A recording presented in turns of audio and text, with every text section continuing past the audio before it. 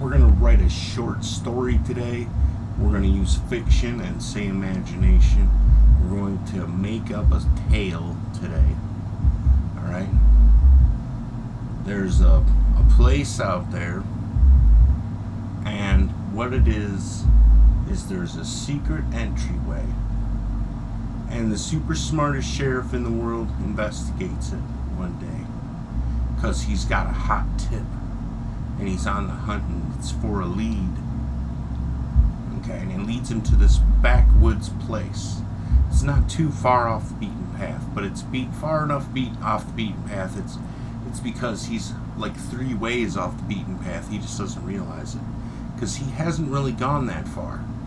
Now, anyways, basically, he comes to this place, and what it is it's an ancient, basically it's a military caravel. It's underground, and it's from, I don't even know, before Christ, and it goes on for miles in all directions, and it's basically under a township, and it's not everywhere. That's the thing. It goes on for a long time before it comes up again, and it comes up in the strangest places. And it's such a strange design, and everyone said there's no rhyme or reason to it, but it follows the curvature of the lake very well. So somebody knew what they were doing when they did it. Basically what happens is the cop goes into this hole looking for somebody, and he gets turned around because of its offhanded nature. When he gets turned around for a while, he just begins to wander. He finds out that he might not ever get out, and he's about to run out of flashlight batteries. He begins to call out. This is in fact a mistake. Now they have zeroed in on his location. And when they get him, they take him down, they strip him, and they replace him. Now here's the problem. This doesn't go unwarranted, it doesn't go unnoticed. His police car's parked in a very auspicious place for an exaggerate amount of time. When he finally exits, he isn't himself. He doesn't even know how to drive. And he's walking around town trying to figure out how things work and how he can get to a way. And nobody knows who this man is. And this is just, some piece of fiction, some imagination. So basically what happens is he walks into an oncoming car. And when this happens, they cover it up, because he wasn't himself. He wasn't feeling right. And they swept it under the rug because they weren't sure what to see when they saw this. It wasn't who he was, and he wasn't near his squad car. And they said, well, where is he? He's been missing for over 78 days now. And by the judging of his clothes, this man never changed his clothes one time, and he was somewhere filthy. And they took samples, and they couldn't figure out where it came from. And they said, well, it has to be around that car. So they go around the car, and they start looking. Eventually, they find out what it was.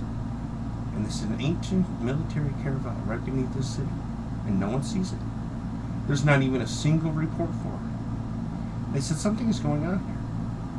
The sheriff's department begins to move around at this point in time. 3 heads leave. When the 3 heads left, everyone said, who's the new sheriff? They said he's not assigned yet. And they said he has to come from overseas or something now because everybody left. They said there's some kind of type of scandal. Someone touched somebody's case, something. They go, okay, I got it. And nobody knew what it was. They said, how can we not know what it was? So anyways, the new sheriff comes, and he's not some type of Jamaican. And nobody knows his background. They said, this guy is weird. And he doesn't really talk to anyone. He's like, I have a private life. I keep myself secret. You must see that. I'm a sheriff. So the whole thing disappears.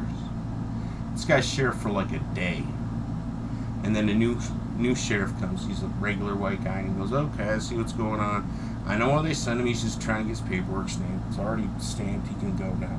And he does not go. And everyone wondered why that guy wouldn't go. And he said, no, I have to be here for this thing. It'll be okay.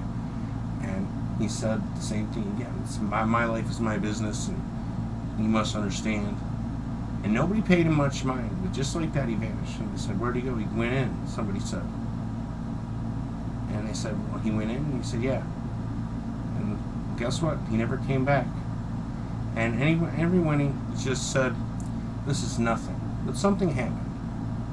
And neighboring county of policemen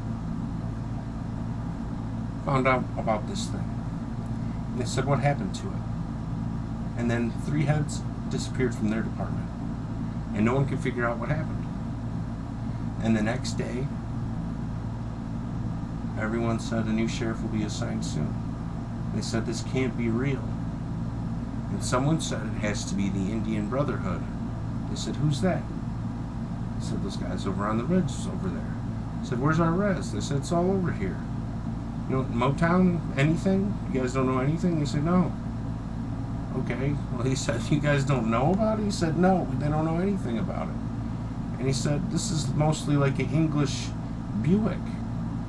He said, what's the English Buick? He's like, I can't tell you that. He's like, well, I can't tell you my stuff either, but I just thought it might be important to bring up. And these guys talk about it for a long time. And everyone says they violated statutes or whatever. This is all fiction. It's never happened. So anyways, but at the end of this talk, these guys basically want to shoot one another. I've been holding this for me, and they both go and make a record, but neither record is released for whatever reasons. So anyways, the next thing you know, somebody in Wayne County wants to know, well, what happened? And they said this is exactly when the mayor switched out. And the mayor said you have to drop out charges. We know what it is. It's a different incoming investigation from the FBI, FDA, EDA, and EDC, EAT. And they said that thing doesn't even exist. What did you just say? He said, don't worry about it. I'm the mayor. I'm in control. And they took the whole thing away from all those departments and they burned it in a barrel. And that is apparently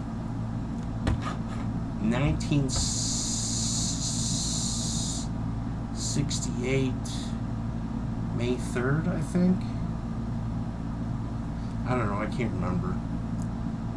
Anyways, it was something like that. And so basically, it's at this point in time, this guy's going to put out a rock album. And he tries to put out something about this on it because it's kind of, it's cultish and stuff. And he puts it out and it goes unnoticed for a while. But then somebody noticed it and they had him brought on manslaughter charges and he disappeared. Said he was never heard from again. That guy was like Sam Heinous or something like that. So anyways, that's about at the end of our tale. There's some time in 1990, a child disappeared and everyone said, oh Lord, here we go. The oncoming war is finally upon us, because some of them knew of this thing. So basically what happened is the kid showed up 2 weeks later without a bruise or a mark on him. They said, where did he go? He time traveled? Because he was clean, he was in the same clothes, he was right back where he started. I said, what happened? Nobody brought it up again, but they knew he disappeared. He literally vanished for some reason. And then they were trying to figure out, they're like, oh yeah, that's what that guy was on about. They're like, I wonder if he got to it. They're like, I hope to God he never got to it. And that is the story of the portal and gateway to hell.